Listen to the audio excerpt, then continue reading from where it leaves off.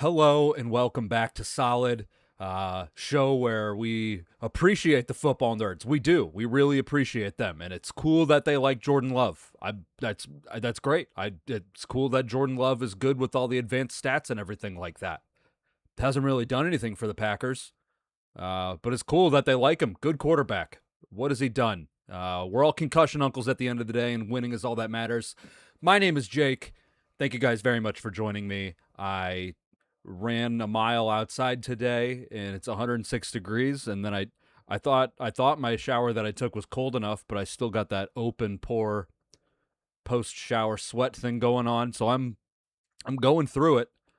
That's that's the bad thing going on for me. But we're going to keep going on with our preseason previews, recaps of off seasons for teams. We're on the NFC East. You know, every division. We're going through every division, looking at three things that teams did good, three things that they didn't do that are good, three decisions that they made that are good. You guys understand? Or like today, we're doing the negatives. Three things that are bad. Three things that every team did that's bad, or how everything's gonna suck for them. Because if you're a Birds fan, go Birds. You don't really give a shit about what the Commanders did good. You do care about what they did bad, how everything's gonna go to hell for them. That's always good. How we always do it, we go down the division standings from last year. So we're doing Eagles, Cowboys, Commanders, Giants. Starting with the Eagles. Thing that could go wrong this year. I don't think that this will go wrong, but it very well could. There's no real proof that this could go wrong, but I think that it could. And that would be the Sean Mannion offense doesn't work fast enough. Okay, so we know that this offseason, Eagles got rid of Kevin Patullo because he's a terrorist, domestic and possibly foreign. Maybe he is. I don't know. I'm hearing that he is. I'm not saying that he is. People are saying, not me. I think he is a domestic terrorist, not a foreign one. Whatever. They got rid of him, hired Sean Mannion. Sean Mannion retired from football, was a backup quarterback up until 2023.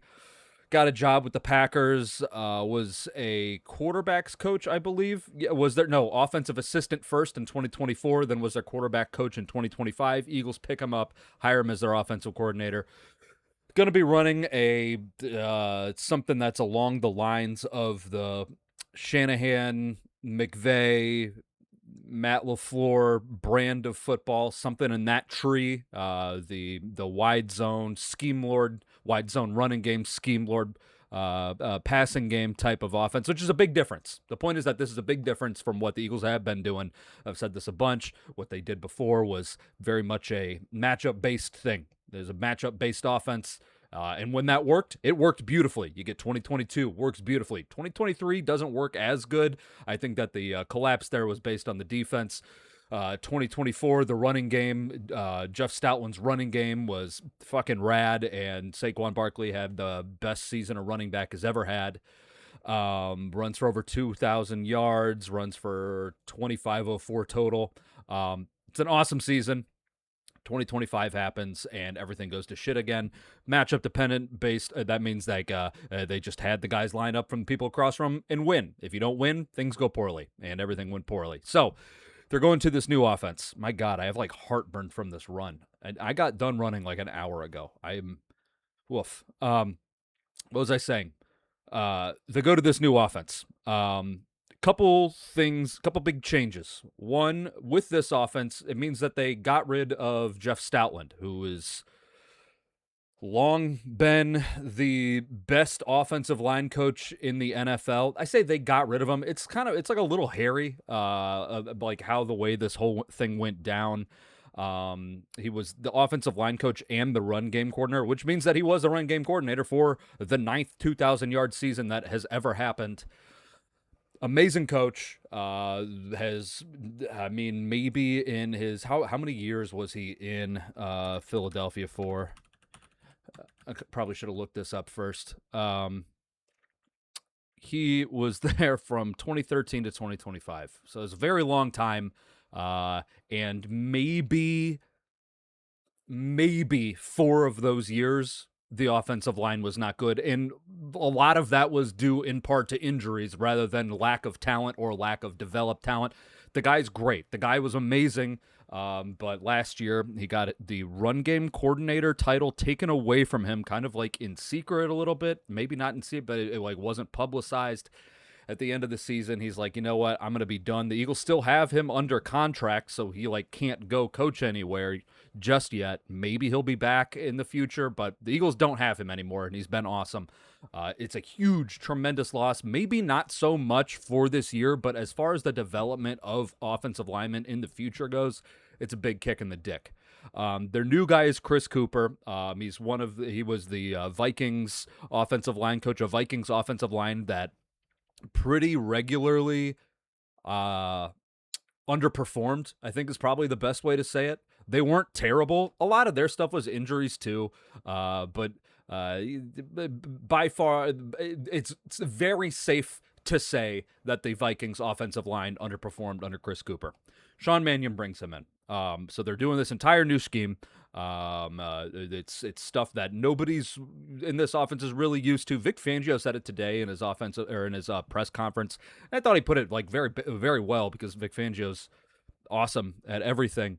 Jalen Hurts has had a lot of people talk about Jalen Hurts with all these different offensive coordinators. It's all largely been the same exact offense, but this is just completely different. If this doesn't work quickly, is what I'm saying, is if this doesn't work quickly, I think that there's a potential for Sean Mannion to maybe take a back seat or just straight up and get the boot. I don't know if that means Nick Sirianni would take back over and go back to that offense. I'm not entirely sure because there's a lot of moving parts. Again, like the Chris Cooper thing, this is the offense that he's going to, or the offense and the running game that he's going to be running there. But if it doesn't work, I think that we could see the Eagles, regress. Go back in time, back to this matchup-dependent bullshit that they had been doing. And I think that happens, and I think this is a good bench line, is if the Eagles, the early success I'm talking about, is if the Eagles don't score at least 3 touchdowns in, call it their first 6 or 7 games. So what their schedule looks like, against the Commanders, at the Titans, at the Bears. So that's right there. That's 3 defenses that are dog shit. It's 3 defenses that are dog shit. Maybe the Titans defense isn't going to necessarily be dog shit, but it's not going to be good early in the season. The problem is that there's going to be a learning curve with this offense, and there's going to be I assume a little bit of trouble early on. So those are good warm-ups, if that's the right way to say it. Like that's good. Those are good teams to play in September. That's good. Those are good September defenses to test your mettle with. Then after the Bears, it goes Rams, Jags, Panthers, and then Cowboys. The Rams, Jags, that's a tough couple teams there. Panthers, I think, could be better on defense. They got to be better on defense, and the Cowboys literally cannot be worse than they were last year on defense.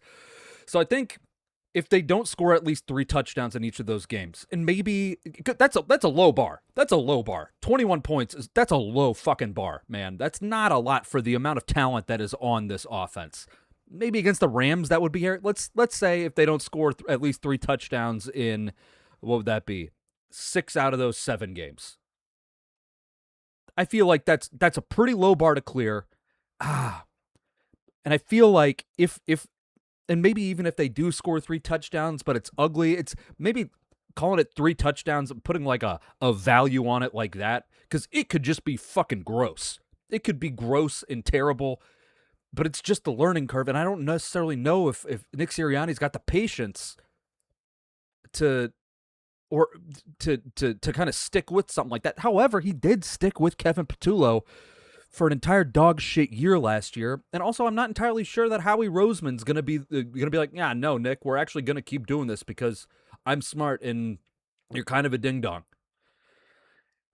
Regardless, I think that there's a non-zero chance that there is at least some kind of, maybe not like a pivot, but like a little bit of a swing back to that Sirianni, what the Eagles have done for the past 5 years.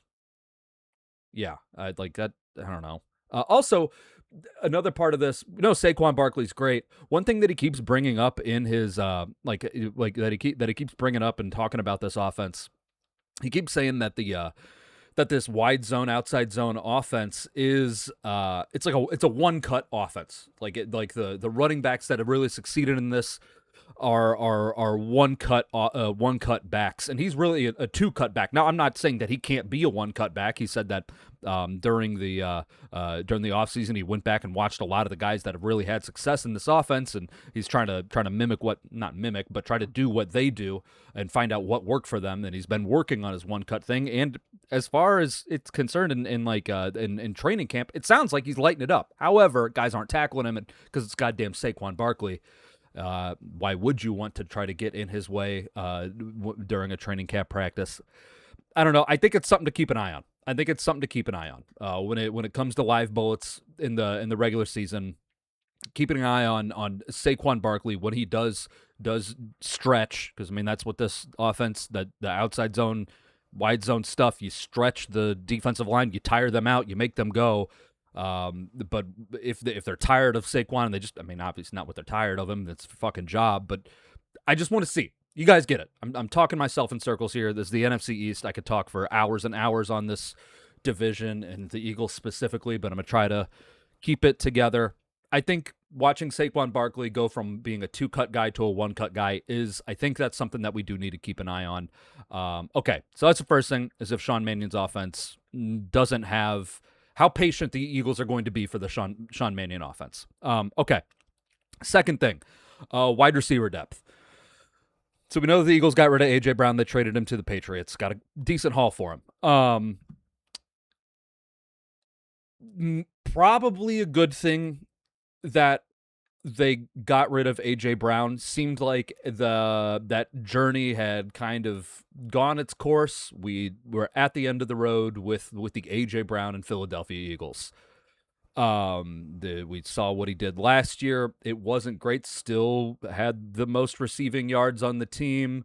Could have had more, but you saw him quitting on routes. You saw him it was just bad. That's how I'm going to sum it up. It was bad. It still worked, but it was bad. Vocally unhappy, not great. Some people on Twitter like, this guy, he's the one who's leaking everything. I don't think so. I think that was Kevin Petula because he's a fucking rat. Regardless, he was the very clear wide receiver 1, and Devontae Smith was the wide receiver 2, and really just a 2B or just a 1B. So you're talking about the difference between the first wide receiver target and the second wide receiver target. It's relatively small because Devontae Smith still fucking rocks. It was a relatively small drop off. The delta between 1 and 2 was very small. Now you're looking at Devontae Smith to Dontavian Wicks to Darius Cooper to Mekhi Lemon. That's a big drop off. That is so much bigger than the difference between AJ to Devontae.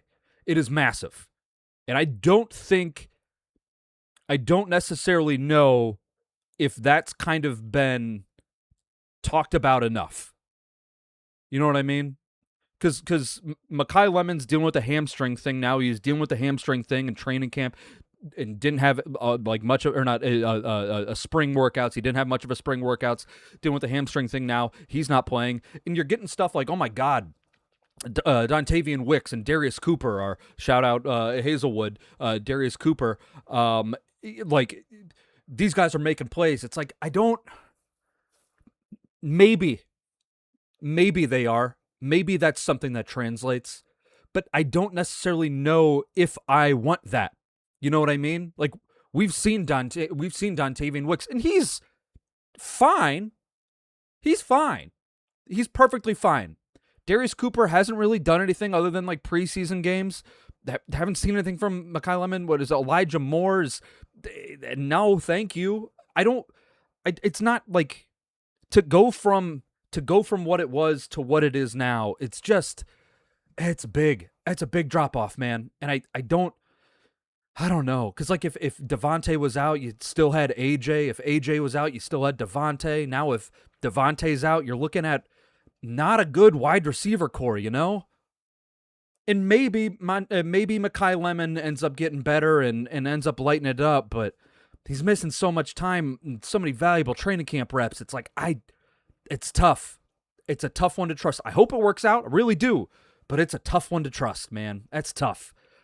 So I think that I'm sure there's going to be times in the season where it's going to be like, fuck, who is it? Dallas Goedert's going to be the leading pass catcher, which is fine. Dallas Goedert's good. He ain't a wide receiver. Ugh, I think that could be yucky. And then this third one, and this kind of goes to the problems that the Eagles have that they have this season. Their defense is solid. Offense, I think, is going to be good. Yeah, the wide receiver thing's a big issue. I don't think the scheme thing's going to be a big issue. But to go to Jake Elliott as their only kicker. He's going into year 10, and he's been great, man. Jake Elliott has been great. And he's bounced back he's only really had, up until the last 2 years, he only really had one bad season, and that was in 2020, and he bounced back really well in 2021. But 2024 and 2025, he was a sub 80% field goal kicker.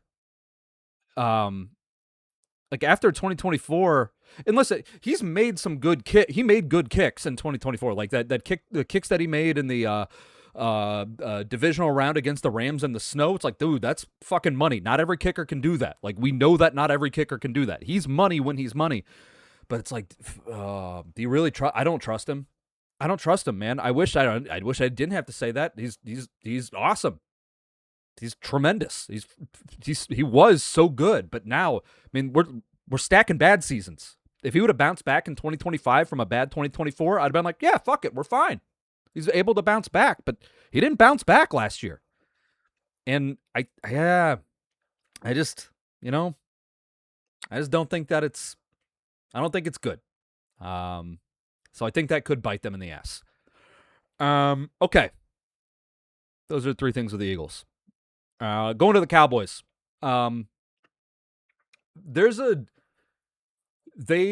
Their defensive line is interesting to me, and not in a good way. They just paid Quinnen Williams big time money. But they did dumb moves for the rest of their defensive line. They traded away Osa Odigizua. They traded him to the 49ers. I think I probably would have tried to trade Kenny Clark instead of Osa Odigizua. Osa Odigizua is younger. He's cheaper. Got a higher ceiling. He's kind of one of those guys. He's one of those guys that he's good. Osa Odigizua is good. He just hasn't really popped, and it's because he's on a bad defense. He's not the one I would have traded. You know, he's a good ball player, and they got rid of him, and I think they only got like a 3rd round pick for a young cat with a high floor and a ceiling that I think is pretty high. Like I think that was dumb that they did that. And then they also traded for Rashawn Gary. They traded for the Osa Odigizua trade, I should say. They got D. Winters, linebacker. He's not very good.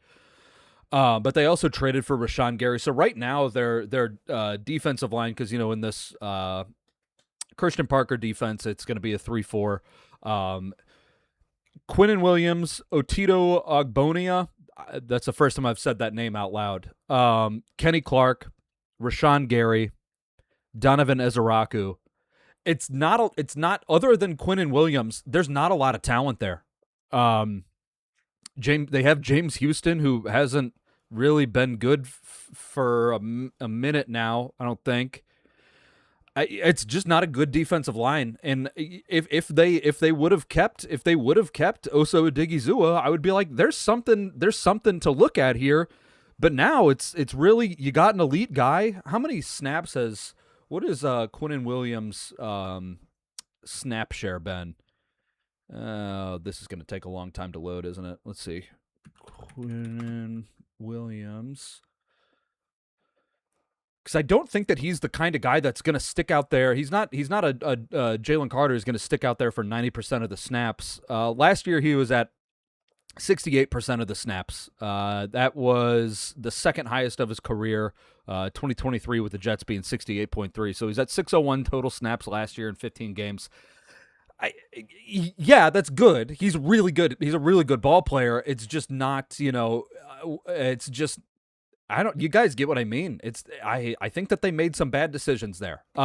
Second big thing for me, their cornerbacks are donkey ass. They're still rolling with Deron Bland, who had, what year was that? Was that 2024 where Deron Bland had like 1 billion pick sixes, set the record, was like 7 or something like that. Let's see if I can find. He had 9 interceptions. Jesus Christ. He had 9 interceptions in 2023. I think no, 5 of them were pick sixes. Very good. So they're still rolling with him, and then they got Kobe Durant in free agency. They got that's because Caleb Downs is going to be their nickel, is probably kind of just play everywhere. He's going to be their queen on the board. But yeah, I mean, Kobe Durant and Deron Bland, Jalen Thompson and Malik Hooker behind them, because PJ Locke is dealing with an injury. He's dealing with an injury.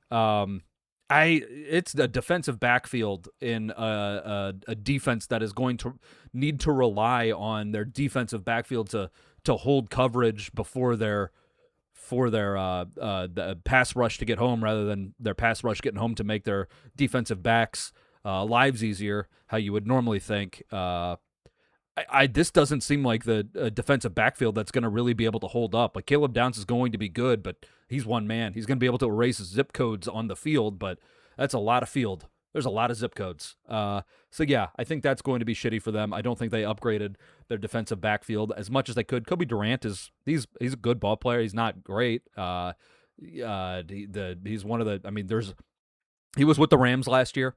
And the Rams, their big weakness, I guess it actually really was their big weakness this offseason was their cornerbacks. And then they upgraded them by getting the 2 guys from the Chiefs, who was it, Jalen Watson and Trent McDuffie. And then they were like Kobe Durant, and I believe is Emmanuel Forbes still on that team. Anyway, they told their other 2 quarterbacks, they're like, yeah, you guys can go somewhere in free agency. Cowboys picked them up, and it's like, he's good. And by good, I'm thinking on my scale, it goes great, good, fine is perfectly in the middle, bad and terrible. So I would say he's closer to fine than he is to great in that good category. Not exactly a guy that's he's not gonna light the world on fire. And then the third thing that they did, they drafted Malachi Lawrence with the 23rd overall pick. Because remember, they had 2 picks in the first round. The first one was 11. They picked Caleb Downs. Second one was Malachi Lawrence. He's defensive end. I don't like the pick. I like that they made it because I don't like the Cowboys. But the pick was dumb. He can pass rush. I will say that. He can rush the passer, but we're talking about a first-round pick. And he's not really good against the run, which is kind of weird for them to pick this guy up, given that they'll say they got rid of Micah Parsons because, like, their problem with him was that they say that he wasn't as good against the run as he was the pass, which, yeah, obviously, it's hard to be better against the pass, rushing the passer than fucking Micah Parsons is. Like, that he's the second best at that behind Myles Garrett. So to say that he's not as good against the run, that doesn't fucking mean anything to me at all. But to draft a guy whose glaring issue with his game is setting an edge, it just seems dumb, especially when there were guys that ended up first round guys that got drafted in the first round after him, like Chris Johnson, the cornerback. He went to Miami. I think that would have been a good pick. And then Keldrick Falk, who can pretty much play anywhere on the defensive line. I'm curious to see what the Titans do with him. But these were both guys that were available that I liked more than Malachi Lawrence. I think that Malachi Lawrence would probably have been available in the second round, maybe the third round. It seemed dumb, and I don't really get it. Maybe I'll be wrong, but it seemed like the process of get rid of Micah because of run problems, draft guy with run problems, that don't make sense. I think that's dumb, and I think it's going to burn them. Okay, that's the three things with the Cowboys. Going on to the Commanders. This is my favorite one because it's preposterous. So they got rid of Cliff Kingsbury, offensive coordinator, and they hired David Blough. I have problems with that. One, the biggest problem, again, going into the process of it, maybe they like David Blough. Maybe they love David Blough. David Blough, he, just like Sean Mannion, retired in 2023. He was backup quarterback for the Lions. And then 2024, in 2025, he's the assistant quarterbacks coach in Washington. So they know the guy. Maybe they absolutely love him. Maybe they love the cat. They hired him on January 10th. He was the very first offensive coordinator to get hired of all 21 new. Again, there are 32 teams. 32. That's the fingers. 32. I didn't hold up 2-3. I hold 3-2. There's 32 teams in the NFL. 21 new offensive coordinators this year. That's a fuckload. And the Commanders were like, we cannot let another team get their hands on David Blough. And I can't wrap my mind around that, you know? That's crazy. That is a crazy thing to me. That is a crazy thing to me, especially when Mike McDaniels is just sitting out there. Like, I don't even know if Mike McDaniels had been fired by January 10th. I don't really want to look it up. Mike McDaniels and Dan Quinn, there's a connection there. Mike McDaniels was with the Falcons in 2016, which was the 28-3 year. That was a really fucking good offense. And he credits Dan Quinn, who was the head coach of the Falcons at the time. He credits Dan Quinn for like being part of like his path to sobriety. Like apparently Dan Quinn was like a huge part of that. And it's weird that maybe they had a conversation that we don't know about, or because I guess that was the whole thing with Mike McDaniel. He's like, yeah, I'm not going to play in the fucking Northeast. I don't want to do that. I've played up there. I've played in Buffalo, and it's fucking cold, and I don't like that. Maybe they had that discussion. But you would think that Mike McDaniels with Jaden Daniels would be amazing combination. You would think there would be an amazing combination, but that didn't happen because they hired David Blough as the very first offensive coordinator of the entire cycle, which I don't get it, and I don't understand why I should get it. I don't think I'm supposed to. Maybe I'm just not supposed to get it. Maybe that's it. Maybe I'm too fucking dumb and stupid and I don't get it, and that's why. Don't know what kind of offense that they're going to run. Again, his only coaching experience that he's had is under the Cliff Kingsbury thing. He did end his career in Detroit with the Ben Johnson offense, and some people are like, yeah, they're going to bring the Ben Johnson ideas and the movement and the running game there. They're gonna bring that to Washington. He's gonna bring that to Washington. It's like, do you fucking think so? I don't think so. I don't know what the fuck he's gonna do. I have no idea. Maybe he'll work. I doubt it. Maybe he will. This seems dumb, and I love how dumb it is. So that's a big problem. That's a big problem for offense. That by the end of last season, the job of the offensive coordinator is to coordinate the offense, and that offense did not look coordinated. So David Blough. Okay, sure, whatever, guys. Other big problem. This one. Less fun, but probably more important. Not more, maybe more important. Definitely more important. They don't have an offensive line. Do you know that? Do you know that the Commanders don't have an offensive line? Going into last week, their offensive line was Andrew Wiley, No. Sorry, was Laramie Tunsil, Chris Paul, Nick Allegretti, Sam Cosmi, Josh Connerly Jr. By far and large, Laramie Tunsil was the best player on that offensive line. I would argue that Laramie Tunsil is the best and most consistent player on the entirety of the Commanders roster. You could tell me that Jaden Daniels is better than Laramie Tunsil, and I would say maybe. That 2024 season that Jaden Daniels had was pretty good. That was pretty good. Laramie Tunsil's just been great since 2019. So I would argue that Laramie Tunsil was the best player on that team. Tore his tricep at the end of last week. So he's going to be out for a while. Now, he can come back. We have seen guys come back, specifically with the Eagles in 2024. Always going to bring it back to them. Brandon Graham tears his tricep in Week 12 against the Rams, comes back 12 weeks later and plays in the Super Bowl. He did tear it again, and maybe that was supposed to be like his swan song. So I understand, like, it's possible for Laramie Tunsil to come back this year with, again, obviously the thought that he could tear it again. That would probably bring him back in November at some point. I think if it was the 12 weeks, if he wanted to take a little bit longer, maybe there's a weird thing that happens and the Commanders go on a run and they're really competitive, and I don't think that's going to happen, and Laramie Tunsil can come back by the end of the season. I don't think that's going to happen, but it could happen is my point there. But Laramie Tunsil's gone, so really it's just Sam Cosmi's the only good player on that offensive line. I misspoke earlier. Andrew Wiley is now their starting left tackle. Kind of yuck. Chris Paul, big yuck. Nick Allegretti, I believe he's dealing with an injury in training camp right now. I think that he'll end up being fine.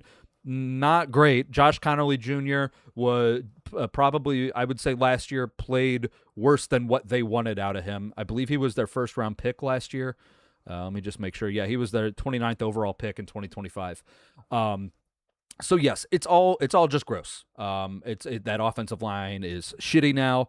It had massive holes in it before, and now it's held together by Sam Cosmi, who has had a knee injury in the past, but he did come back last year and played well.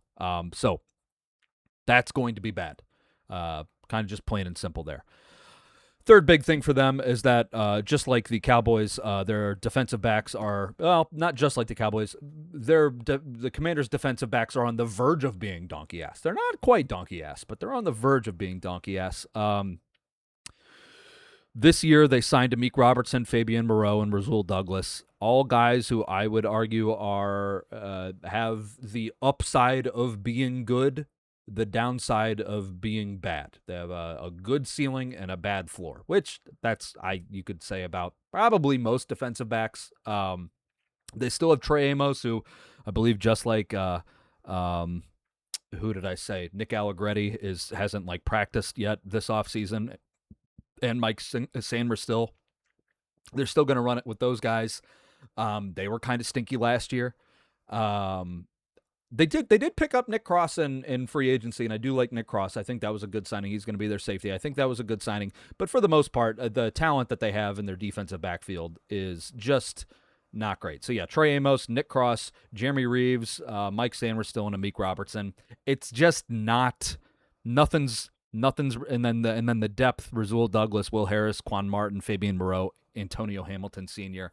It's just none of those names are blowing your dick off. You know, it's lacking talent. It's lacking talent, and in a season where I think Dan Campbell is coaching for his job, they might have been able to do more. They might have been able to do more. I wonder if I can open up Over the Cap and see what their cap space is. Oh, that's also something I should bring up with the Laramie Tunsil thing.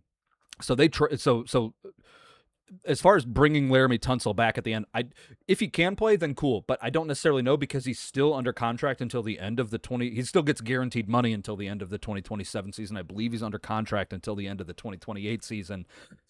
So you don't necessarily want to bring a guy back if he's just going to get hurt and then miss the off season again. That's not what you want. And then also they traded what? They traded a second, a seventh in 2025. They traded 4 picks for him. what exactly were all the trades there? I just wrote about this.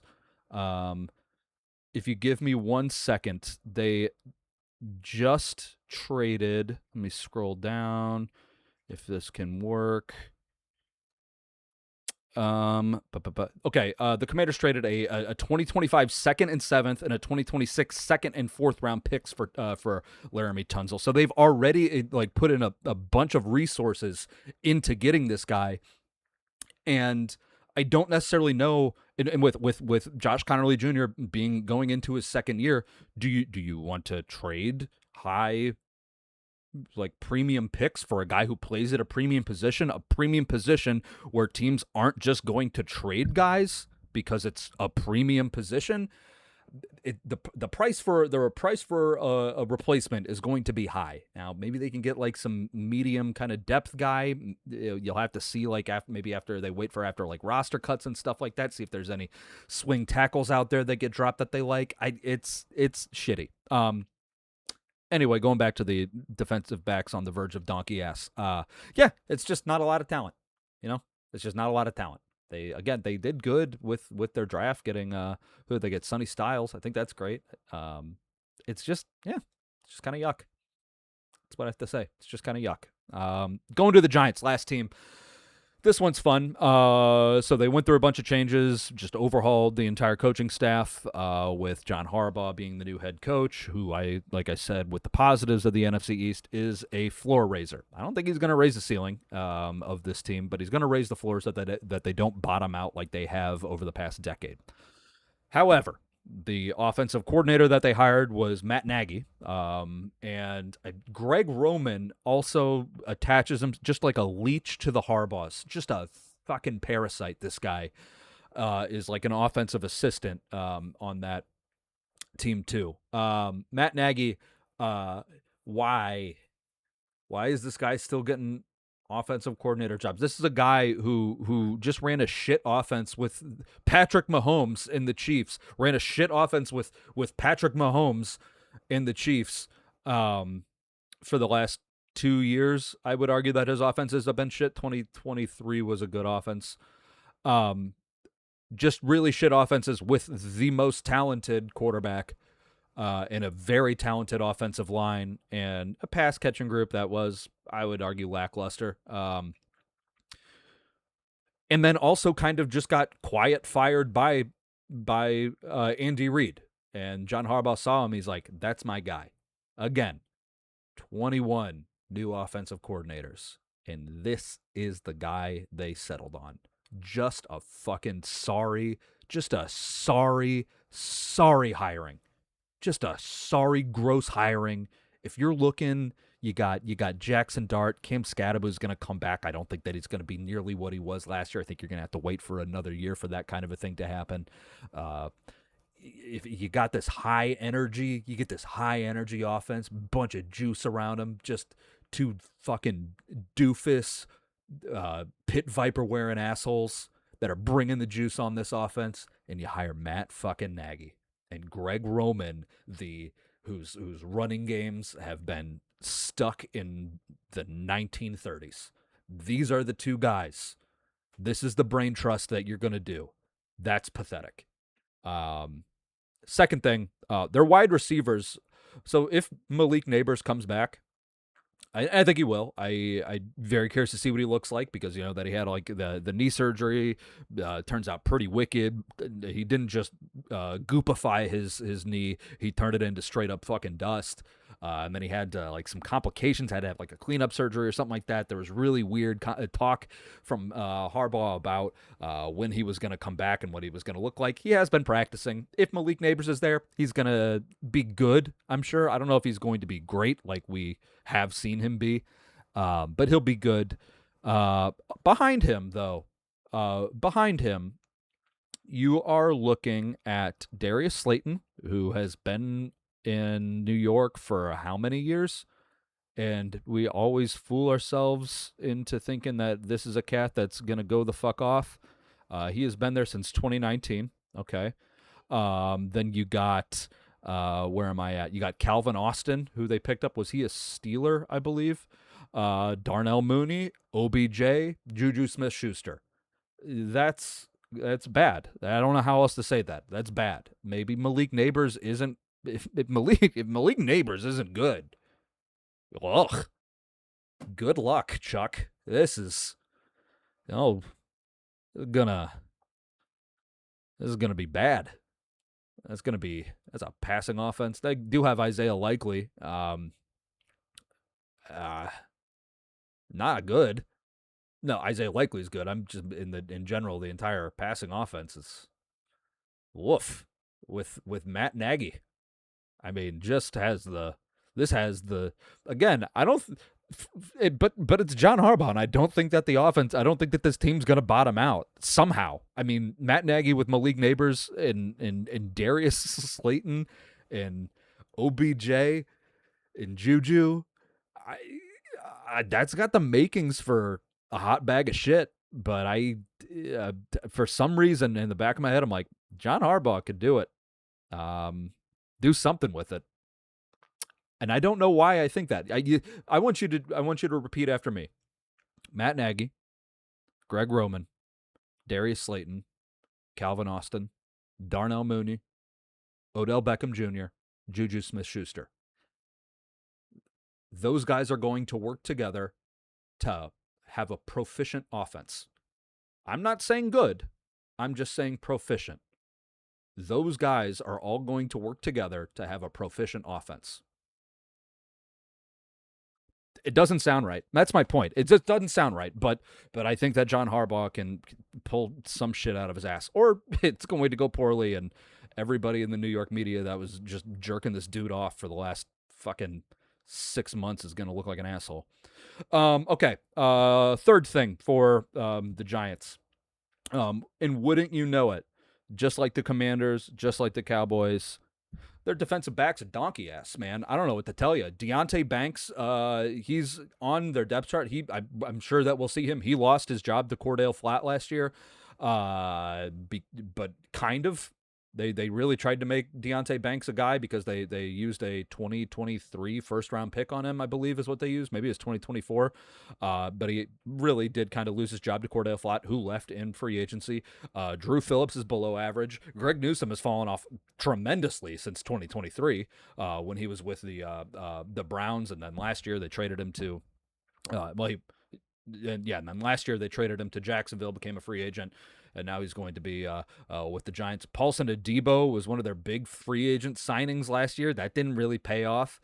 Tyler Nubin didn't really stand out to me one way or another last season, but he's not good. The saving grace for them is that they drafted Colton Hood, cornerback out of Tennessee. They drafted him in the 3rd round. I kind of thought that he might be a 2nd-round pick. He's an explosive athlete, like his measurables off the charts explosively. I thought watching him, I thought he was good at playing press man, which that's a tough skill to have.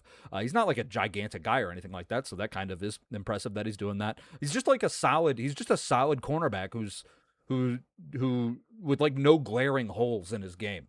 And like knowing the Denard Wilson defense, Denard Wilson is their defensive coordinator now. I think that this is going to be. I think Colton Hood is going to get a job. I think that he's going to win a job at some point during the season if he doesn't just straight up and start. He's going to be a good cornerback for them. So that's good. That will erase one of the several holes in that defensive backfield. Again, corner Paulson Adebo, safety Tyler Nubin, Javon Holland. Is there other safety? I didn't mention his name. Greg Newsome, again, fallen off completely, and Drew Phillips. And then Colton Hood will be in there somewhere. So, it's a lot, man. There's some trouble. As far as the possible downsides go with these teams, the Eagles are in a good spot, even though the downside could be tremendous and wholly frustrating. There are 3 things where the Sean Mannion offense doesn't have the early success, and Nick Sirianni makes a decision. Nobody wants that. Wide receiver depth, I think, is going to be a potentially a problem. Jake Elliott still being the kicker. Sucks to say that I think that's going to be bad, but I will love to be wrong. For the Cowboys, the moves that they made on their defensive line are, I don't want to say they're mind-boggling, but they weren't smart, in my opinion. I don't think they were smart. Their cornerbacks are donkey ass. Drafting Malachi Lawrence, I think, was counterintuitive is what my word. Hey, how about that? How about counterintuitive? Pretty good word. Commanders hiring David Blough. I'm too dumb to understand. I'm too dumb to understand. They don't have an offensive line, and their defensive backs are on the verge of being donkey ass. For the Giants, Matt Nagy and Greg Roman is foolish at best. Wide receivers, nothing really behind Malik Neighbors, who might not be good, might not be what we remember. And then, because remember that rookie season, he like had the most work of any wide receiver. Let me pull up what his numbers were that rookie season. Was that 2024, I believe? Was that rookie season? Yeah, he got targeted 170 times. That's fucking nuts. That is absolutely nuts. Let me go look at the 2024 stats to see just how much more that was than anybody else. That was, so if I go to targets in 2024, you know what? That was actually the second most. Huh, I was wrong. Jamar Chase was 175, then 170, then Drake London at 158. Regardless, the guy got a shitload of work, and I just don't know if he's going to be there yet. It sounded like the knee thing was bad. Regardless, wide receivers I think are a problem for them. And then the third thing, as is tradition with the NFC East this year, defensive backs are donkey ass. Thank you guys very much for watching. Did this all in one take, Jake. Not because it is because I don't know how to edit, and I don't really want to learn how to edit. I will be back on Thursday with... today is Tuesday. I don't know if I said this at the top. Today is Tuesday, August 11th. I will be back on Thursday talking about the positives of the AFC East, and then negatives of and then we'll go to NFC North and then AFC North, and that will be the end of the previews, and we will start getting into football. Thank you guys very much for watching, and I will talk to you later. Bye.